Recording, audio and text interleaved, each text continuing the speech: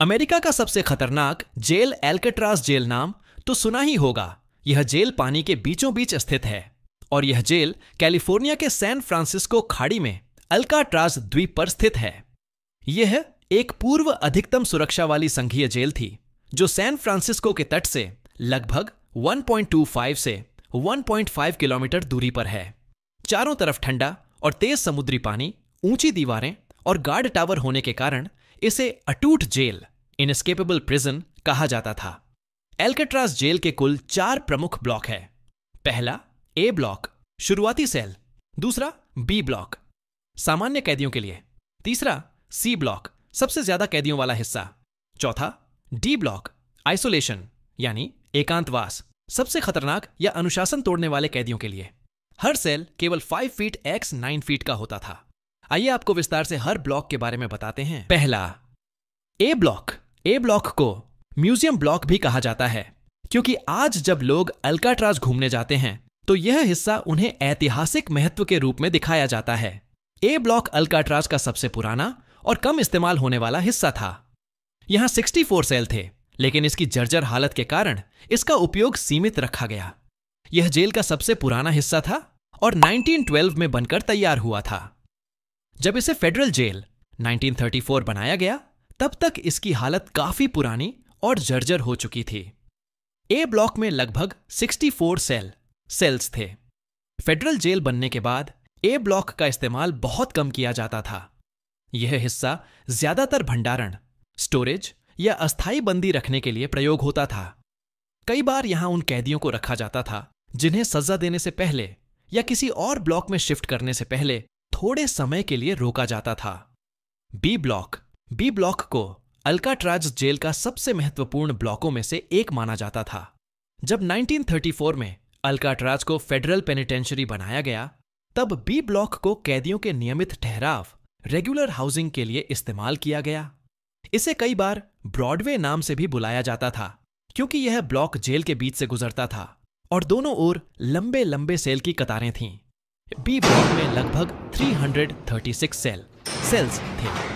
प्रत्येक सेल का आकार लगभग 5 फीट चौड़ा और 9 फीट लंबा था और यहां पर आम कैदियों को रखा जाता था जो सबसे खतरनाक या अनुशासन तोड़ने वाले न हों। कुख्यात अपराधी जैसे एल कैपोन और अन्य मशहूर गैंगस्टर भी शुरू में बी ब्लॉक में ही रखे गए थे। Block C. C block Alcatraz का सबसे बड़ा और भीड़ भाड़ वाला ब्लॉक था। इसमें लगभग 336 से ज्यादा सेल्स थे।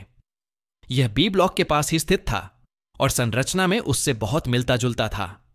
सी ब्लॉक में ज्यादातर कैदियों को रखा जाता था क्योंकि यह सबसे बड़ा आवासीय भाग था। Block D. डी ब्लॉक को अल्काट्राज जेल का आइसोलेशन ब्लॉक कहा जाता था। डी ब्लॉक अल्काट्राज जेल का सबसे कठोर और डरावना हिस्सा था जहां कैदियों को मानसिक और शारीरिक रूप से तोड़ने के लिए रखा जाता था। यहां का द होल सेल सबसे भयावह माना जाता था जहां पूरी तरह अंधेरे और एकांत में कैदी को कैद किया जाता था।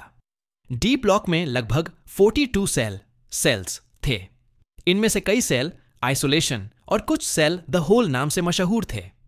सेल बहुत छोटे, अंधेरे और ठंडे होते थे। अल्काट्राज से कुल 36 कैदियों ने भागने की कोशिश की थी, जिनमें से 23 पकड़े गए, 6 को गोली मार दी गई और 2 डूब गए।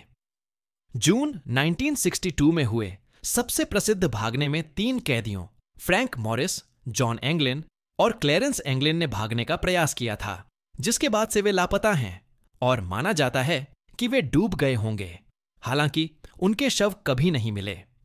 अल्काट्राज भागने के प्रयास का सारांश कुल प्रयास 1934 और 1963 के बीच 36 कैदियों ने 14 अलग अलग घटनाओं में भागने का प्रयास किया, पकड़े गए और मारे गए। इनमें से 23 कैदी पकड़े गए, 6 को भागने के दौरान गोली मार दी गई और 2 डूब गए। यहां पर आप लोग से एक सवाल है। आप लोग जानते होंगे कि इस जेल से कोई भाग नहीं सकता, जो कि आप गलत हैं। कैसे, आइए बताते हैं। साल 1962 में सबसे मशहूर भागने वाला कैदी, अब तक रहस्य, फ्रैंक मॉरिस और एंगलिन ब्रदर्स जॉन और क्लैरेंस एंगलिन ने मिलकर भागने की योजना बनाई। फ्रैंक मॉरिस का जन्म वॉशिंगटन डीसी में हुआ था। फ्रैंक मॉरिस का जन्म 1 सितंबर 1926 को वॉशिंगटन डीसी में हुआ था। क्लैरेंस एंगलिन का जन्म अमेरिका के टेनेसी के फ्रैंकलिन में हुआ था। वह एंगलिन ब्रदर्स बैंड के सदस्य थे और संगीतकार के तौर पर काम करते थे। इनका जन्म 11 मई 1931 को हुआ था। उन तीनों ने अपने सेल की दीवार को चम्मच से खोदा, नकली सिर बनाए ताकि गार्ड को लगे कि वे सो रहे हैं, और बेड़ा राफ्ट बनाकर समुद्र में उतर गए। उनका आज तक कोई पता नहीं चला।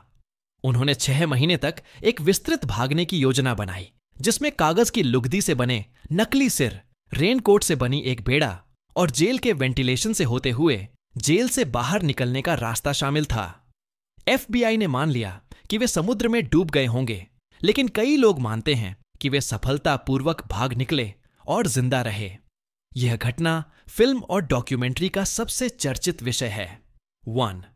फ्रैंक मॉरिस, बेहद बुद्धिमान, IQ 133, जेल का दिमाग माना जाता था। 2.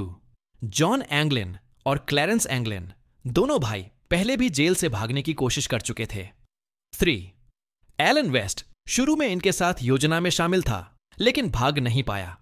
दीवार में सुराख करना, अपने अपने सेल की हवा आने वाली ग्रिल, वेंटिलेशन ग्रिल के आसपास की कमजोर सीमेंट, दीवार को रोजाना चम्मच और छुपे हुए औजारों से धीरे धीरे खोदते रहे ताकि गार्ड को आवाज न सुनाई दे। वे बांसुरी और संगीत का शोर मचाते थे। कुछ महीनों बाद इतना बड़ा सुराख बना लिया कि आदमी उसमें से निकल सके। नकली सिर बनाना, उन्होंने प्लास्टर, साबुन, टॉयलेट पेपर और असली बाल जेल की नाई की दुकान से चुराए गए से नकली इंसानी सिर बनाए। रात को जब गार्ड झांकते तो लगता कि कैदी सो रहे हैं। इन सिरों को उन्होंने अपने बिस्तर पर तकिए के नीचे रखा। 3. ऊपर जाने का रास्ता।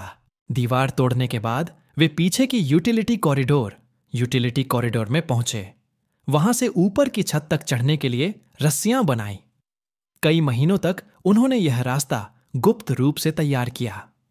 11 जून 1962 की रात चारों ने अपनी योजना को अंजाम देना शुरू किया। फ्रैंक मॉरिस और एंगलिन ब्रदर्स अपने सेल से बाहर निकल गए, लेकिन एलन वेस्ट समय पर अपना सुराख बड़ा नहीं कर पाया और अंदर फंस गया। बाकी 3 छत पर चढ़े, पाइपों के सहारे नीचे उतरे और बेड़ा लेकर समुद्र की तरफ भाग गए।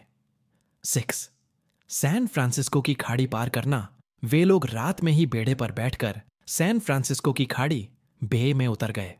इसके बाद उनका कभी कोई पता नहीं चला। इसके बाद क्या हुआ?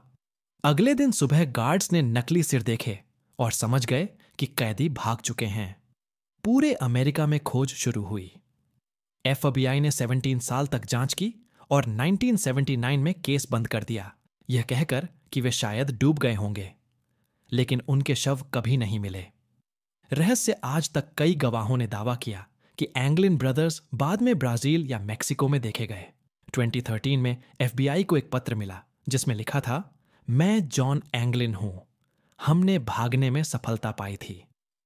लेकिन इसकी सच्चाई साबित नहीं हो पाई। संक्षेप में, फ्रैंक मॉरिस और एंगलिन ब्रदर्स ने महीनों की मेहनत से दीवार तोड़ी, नकली सिर बनाए, रेनकोट से बेड़ा बनाया और समुद्र पार करने की कोशिश की। आज तक यह रहस्य है कि वे सफल हुए या समुद्र में डूब गए।